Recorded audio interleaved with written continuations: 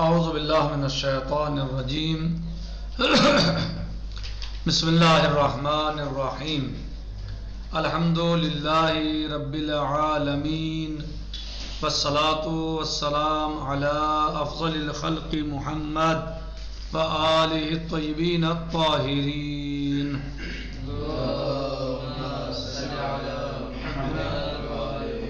وعجل فرجہم۔ ہماری گفتگو ہے سورہ مبارکہ حجرات کی آیت نمبر 12 میں، جس میں اللہ عز و جل ارشاد فرماتا ہے بسم اللہ الرحمن الرحیم یا ایھا الذین آمنوا اجتنبوا کثیرا من الظن ان بعض الظن اثم ولا تجسسوا ولا یغتب بعضکم بعضا ایحب احدکم ان یاکل لحم اخیہ میتا فَكَرِهْتُمُوهُ وَاتَّقُوا اللَّهَ إِنَّ اللَّهَ تَوَّابٌ رَحِيمٌ۔ اے ایمان والو، پرہیز کرو، بچو بہت سارے ظنون سے، اس لیے کہ بعض ظن گناہ ہے، اور تجسس مت کرو، غیبت مت کرو۔ کیا تم میں سے کوئی یہ چاہتا ہے کہ وہ اپنے مردہ بھائی کا گوشت کھائے؟ یقیناً تم اس سے کراہت کرتے ہو، تم اس سے کراہیت رکھتے ہو، بس تم اس سے کراہیت رکھتے ہو، اور اللہ کا تقوی اختیار کرو۔ بے شک اللہ توبہ کرنے والوں کو، بے شک اللہ تواب ہے اور رحیم ہے، یعنی توبہ قبول کرنے والا ہے، یعنی توبہ کرنے والوں کی توبہ کو قبول کرنے والا ہے اور رحم کرنے والا ہے۔ غیبت کے بارے میں ہماری گفتگو چل رہی ہے، کافی دروس اس پر ہوئے ہیں، اور اس سے پہلے بھی بعض احادیث بیان کی گئی ہیں غیبت کے سلسلے میں نبی پاک صلی اللہ علیہ وسلم کی، اور اس سے پہلے والے درس میں بھی بیان کیا گیا تھا، اور وہ حدیث یہ تھی کہ نبی صلی اللہ علیہ وسلم فرماتے ہیں یا معاشرہ من آمن بلسانہ ولم یؤمن بقلبہ، اے وہ لوگوں کہ جو ایمان لائے اپنی زبان سے اور دل سے وہ ایمان نہیں لائے، لا تغتابوا المسلمین، مسلمانوں کی غیبت نہ کرو، ولا تتبعوا عوراتہم، اور تم ان کی یعنی مسلمانوں کے راز کو فاش نہ کرو، فإنہ من تتبع عورت اخیہ تتبع اللہ عورتہ، پس جو شخص اپنے مومن بھائی کے رازوں کو فاش کرے گا، اللہ عز و جل اس کے رازوں کو فاش کر دے گا، اس کے اسرار کو فاش کر دے گا۔ ومن تتبع اللہ عورتہ یفضح فی جوف بیتہ، اور جو اللہ فإنہ من تتبع عورتہ ومن تتبع اللہ عورتہ، اور اللہ جس کے عیبوں کو فاش کرتا ہے، یفضح فی جوف بیتہ، اللہ اس کو اس کے گھر میں ذلیل کر دیتا ہے۔ یہ پہلے والی حدیث تھی، اس سے پہلے والی حدیث بھی ہم نے پڑھی، وہ تھی کہ ان الدرہم یصیبہ الرجل من الربا، وہ درہم کہ جو انسان لیتا ہے سود کے ذریعے سے، اعظم عند اللہ فی الخطیہ من 36 زنیہ، وہ اللہ کے نزدیک گناہ میں 36 زنا سے زیادہ ہے، یعنی اس کا گناہ 36 زنا سے زیادہ ہے۔ اس کا مطلب یہ نہیں کہ زنا نہیں ہلکا ہو گیا یا آسان کوئی اس کا عقاب عذاب نہیں، زنا کی سزا خود بہت سخت ہے، تو اسی لیے بتایا جا رہا ہے کہ زنا کی سزا سخت ہے، لیکن اگر کوئی شخص جو ہے وہ 1 درہم سود کا لے تو اس کو سزا ایسی ہے جیسے 36 زنا کی، یعنی اس کا گناہ 36 زنا کے برابر ہے، اعظم بلکہ اس سے بھی بڑا ہے، 36 زنا سے بھی زیادہ بڑا ہے۔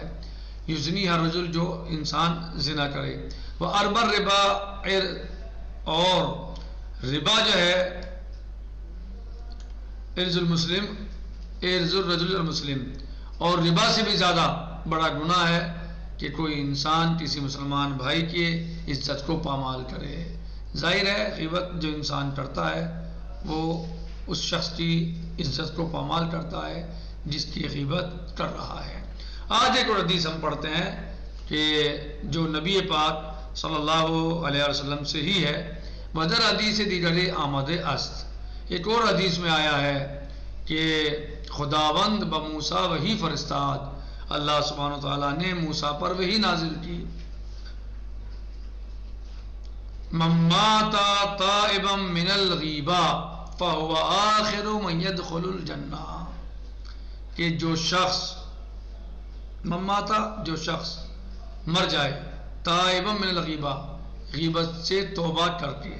جو غیبت سے توبہ کر کے مر جائے،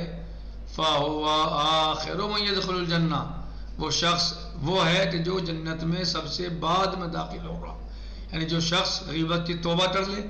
غیبت کی معافی مانگ لے اور پھر مر جائے، تو ایسا شخص جنت میں سب سے بعد میں جائے گا، سب سے بعد میں داخل ہوگا۔ وَمَن مَّاتَ مُصِرًّا عَلَيْهَا، اور جو شخص اس حال میں مرے کہ وہ غیبت پر مصر، یعنی غیبتیں خوب کرتا ہے، خوب انجام دیتا ہے غیبتیں، اور اسے موت آ گئی، غیبت کرتا ہے خوب، اسے توبہ نہیں کی، اس نے غیبت سے، غیبت کو چھوڑا نہیں ہے، معافی نہیں مانگی ہے، توبہ نہیں کی ہے، مصر ہے غیبت پر، فَهُوَ أَوَّلُ مَن يَدْخُلُ النَّارَ، بس یہ وہ شخص ہے جو سب سے پہلے جہنم میں داخل ہوگا۔ اگر کسی انسان نے غیبت کی اور بعد میں اس کی توبہ کر لی اور پھر وہ مر جائے، تو یہ شخص ایسا شخص ہے جو جنت میں سب سے بعد میں داخل ہوگا۔ لیکن اگر کوئی شخص، کوئی انسان توبہ ہی نہ کرے بلکہ غیبت پر اصرار کرے، بار بار بار بار غیبت کر رہا ہے اور یہاں تک کہ اسے موت آ گئی، وہ مر گیا اور اس نے توبہ نہیں کی اور وہ اس پر مصر تھا غیبت پر، فَهُوَ أَوَّلُ مَن يَدْخُلُ النَّارَ، سب سے پہلے وہ جہنم میں داخل ہوگا، سب سے پہلے جہنم میں داخل ہوگا۔ کسی کے بمیرد در حال کہ از غیبت توبہ کر دے، وہ شخص کہ جو مر جائے اس حال میں کہ اس نے غیبت سے توبہ کر دی ہے، کر دی باشد آخرین کسی است، وہ آخرین شخص ہے کہ وارد بہشت میں شبات، کہ جو جنت میں داخل ہوگا، یعنی جنت میں سب سے بعد میں داخل ہوگا وہ کسی کے بمیرد، اور وہ شخص جو مر جائے در حالے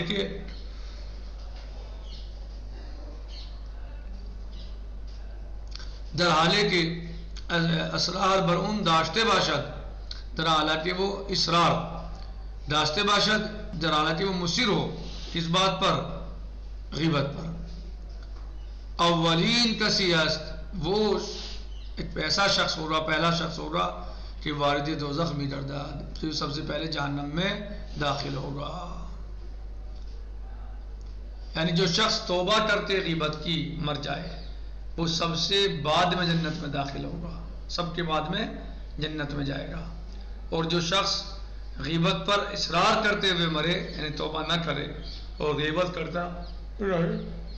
اور پھر اسے موت آ جائے، تو وہ شخص سب سے پہلے جہنم میں داخل ہوگا۔ اور نیز در حدیث پیغمبر گرامی اسلام می خوانیم، اور ایک اور حدیث میں ہم پیغمبر اسلام صلی اللہ علیہ وآلہ وسلم سے ایک اور حدیث میں پڑھتے ہیں ہم، کہ آپ کی حدیث سے مبارک ہے، حدیث شریف ہے، جو آپ نے فرمایا وہ کیا ہے؟ الغیبۃ اسرع فی دین الرجل المسلم من الاکلۃ فی جوفہ۔ حدیث شریف میں آیا ہے کہ غیبت بہت جلدی مسلمان کے ایمان کو خراب کر دیتی ہے، اس بیماری سے بھی کہ جو انسان کے جوف میں ہوتی ہے،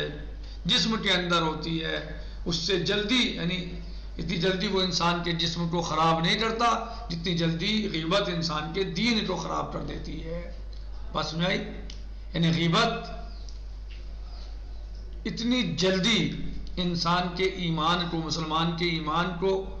دین کو کھا جاتی ہے یا ختم کر دیتی ہے کہ اتنی جلدی اس کے پیٹ کی بیماری بھی جو اس کے اندر ہے، خود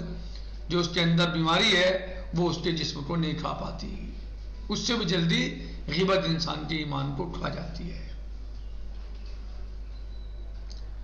اللہ، یہ اس طرح کی بیماریاں ہیں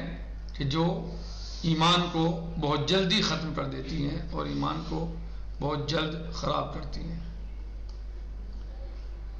کہہ رہے ہیں تاثیر غیبت در دین مسلمان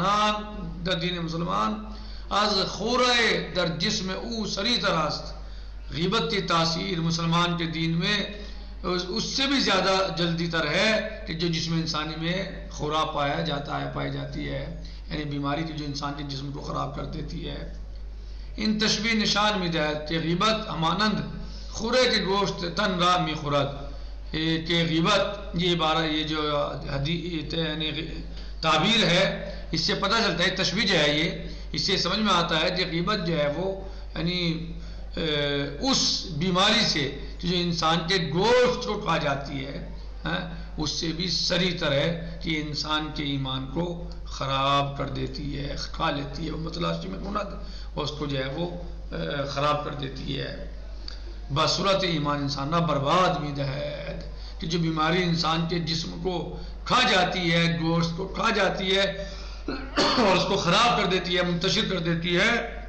اس سے بھی جلدی غیبت انسان کے ایمان کو خراب اور برباد کر دیتی ہے. وہ بتوجہ بین کے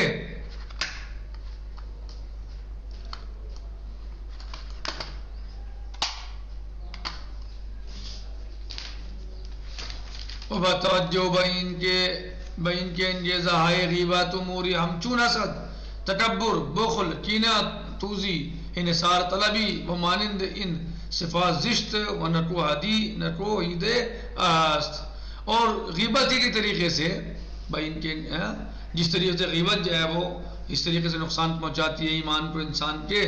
بتوجہ بین کے انجزہائے غیبت اموری ہمچون حسد، حسد بھی ایسے ہی ہے، تکبر بھی اسی طرح کا ہے. الحسد یات الایمان کما تاکل نار الحطب، الحسد یات الایمان کما تاکل النار الحطب. حسد ایمان کو ایسے ہی کہا جاتا ہے جیسے آگ سوکھی لکڑی کو جلا کے خاک کر دیتی ہے، راکھ کر دیتی ہے، کھا لیتی ہے. کہہ رہے ہیں کہ اسی طرح حسد ہے، تکبر بھی اسی طرح ہے، بخل بھی اسی طرح ہے، کینہ بھی اسی طریقے سے ہے، اور خود انسان کی اپنی یعنی خود پسندی، یہ سب جو ہیں بری صفتیں ہیں اور یہ سب جو ہیں وہ انسان کے ایمان کو خراب کرتی ہیں. روشن ہے کہ چرا غیبت واضح بین بردن اورو و احترام مسلمان عظیم طریق ان چنین ایمان انسانہ برباد میں جائے، یہ انسان کے آبرو کو، عزت کو ختم کرتی ہیں اور کرنے والے کے ایمان کو برباد کر دیتی ہیں. یہ چیزیں جو انسان ان کاموں کو انجام دیتا ہے، چاہے وہ غیبت ہو، چاہے وہ حسد ہو، چاہے وہ کینہ ہو یا بغض ہو، یہ سب چیزیں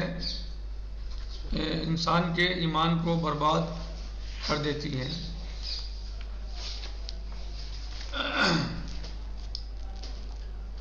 بہرحال آج اس پر ہم اتفاق کرتے ہیں. نتیجہ یہی ہے کہ غیبت بہت بری ایک بیماری ہے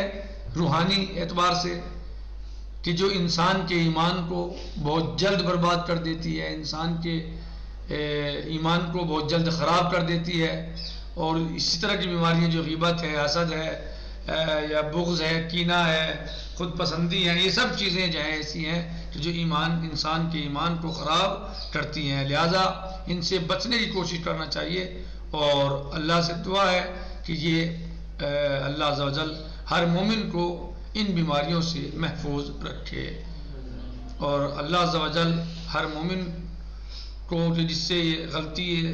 گناہ سرزد ہوا ہے، پروردگارہ ہم سب کو معاف فرمائے. اگر ہم سے سرزد ہوئے ہیں اس طرح کی باتیں یا کسی انسان سے سرزد ہوئی ہیں تو اللہ سے دعا ہے کہ وہ معاف فرمائے اور آئندہ ہمیں سب سے محفوظ رکھے. بحق محمد علیہ الطاہرین. والسلام علیکم ورحمۃ اللہ تعالی وبرکاتہ. فی امان اللہ.